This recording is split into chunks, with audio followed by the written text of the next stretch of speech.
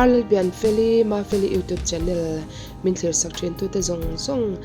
Christmas chi bai en zawa in ka han buk chewa kum sang ni som ni pali kum thar lo thleng la tur po dam taka chuang ka in chung kwa te lim taka mang turin du sakna sang ber ka han hlan ngal bok a cheu kan sia tangin hei kum sang ni som ni pathum chu kan lo mang liam don trep ta chu ni maya mani December ni som parok inrin ni sang ni som ni pathum khan chalmun khan mual lama kan nau he kan nau pasal kalai zon ma sangi pasal la rem sang a thlan velte ti fain kan local ve a kan unau kan fatenen kan vatify ve a chuta chuanin chalmun thlan mual po ka kal lo na re ta hle mei ti te ka ngai tu chuaka ta chuan thlan mual velte kan hoi kwala karil ro khoi em lom maya chalmun veng le chalmun kwa le tui dik tak ni mai ila rong bol na awangin sang sanga kan lo om kwala sang ni som pakhat January ni som pakhata he chalmun veng chwa sana bial danga kanom santa ka tangkhanin ron om le mu mal tak hi om to lova har ema bial sanga te kan han om kwala kan pa hi min shelo te point om ve mai thei bok elo en tu te zinga bial tu pastor ni in UPC NEI ho shana hianin pastor na thokin na oma chumi wang chuanin hun sanga te kan han om kwala amaro chu chalmun hi kan veng ani awangin engemo rem chan chang chuan in pui nu le pa te in le kanin le lo om na ni a ron kal zok chang te po om ve de reng boka kan om hlat lo deuh chang te chuan ron kal thei chang te po oma amaro chu biala mo phurna te asanga control em thin maya du angin kal tam har khop maya chalmun kan chwa san nowa kan khotlang kan chen le rual te le kan ko shan member te le kan chen tha te kan khwa le tui kan veng mi chatak tak mai te mi fel tak mai te lo bo ra tam le to maya ran khata tang chuan ron kal thei lo atam hle mai han kal ve thei china ron kal zeu te po om ve boka aba ke ro chu hei shiat lo karin e bo ra an lo tam hle to mai thlan mol po rin ain a thalo lam lom om lo lam ma ni se thlan mol po lo vul viau maya ale lama chuan tuar tu te tuar na poi hle maya an tor pui ema chuan kan mak pathan te ti fai pa kan kal hian kan ruwa thar ema kan kal lo na te lo rei to sia kan nulat lai ka chuan in thlan lai thing pui pe te khan kan an kal ve sak thin khania ma se kal lo na lo rei to ema ti hianin document te po ni pa formin ke YouTube channel a handa ila tha in ka sia a thlan mual ti hian theiang angin kan blog wal vela chung te chu zai te nen kan da ko pa kumin sang ni som ni pathum kumral tura hianin chung le kwa u le nau te tan po kan ril ro lo leng don em maya chunga ta na chuan kan hriat na te lo ti thar tu lo ni selangin ama ero chu hetia ka handa chan le ka du ber mai chu kan mangai kan lungdu kan nau kan fa kan u le nau kan nu le pa kan pi le pu kan thlang le ngoi kal ta te kan han hriat chua a kan lung alen em lai hian la in thi na tlang chi pa chuang kan ni nun na rami thlirang u ati ang hian churil ru chu pu thei ila kan lung du kan mangai kal ta te kan hria chhuah na thin lung hian lalpa min ngai tir sela ti hi adu om berin ka hria a kan ngai ngoi kan then phal lo te hian pia leidaya min zal san ta wang si a kan ngai na te kan thlak hlel na te kan lung len na te min ron nem phato si lo chu wang chuan min nem thei tu chung zong a min she tu kan lung ngai na min thamwan thei tu lalpa lam kan hoi hi poimo le ani kompui sul alo veya kum hlui kan han thla liam tur lung len thak tak maya hian kan mangai te ngain kan tap roi thin ani a chumi thin lung ka fil puina atang chuan lalpa lam kan hoi thei na tur pakhat tal alo ni ve thei be sein pathian fakna hla ka sak thiam wang po ni lovin ke ma nge in lalpa ka pol na le ka lung len changa ama ka fakna thin ka khwar em changa ama pol nana ka man thin fakla thiamang to kin ka han save a chumi hla ngai thapa chuan thlan mual kan mai kal ta te zalna thlan lung an ria ron rem na munte thlir kwal pa in hunilo mangtlang za ila ama ero chu ka du ber chu he fakla lalpa polna kan khwar changa kan sak thin hian lalpa lam min hoi tir sela lalpa min ngai tir sela ti kha ka du ber ani e lalpa lam hoi pha nan lalpa ne ne in tuk lu tharnan kan lo man theu theina turin kan la ne lalpan kan zawa yatan malmin som sak theu ro se thil pakhat hetia thlan mual vel ka han rok lai hianin du ang taka du tu sam taka kin chang in kalavek theilawa thil ti pa a kal kan ni awangin alo lang kim vek lo mai theya a theyang ang ero chuanin ka han la kwal vel ve chu ni a alo lang kim ve lo te han lo amani po in min lo che thiam don ania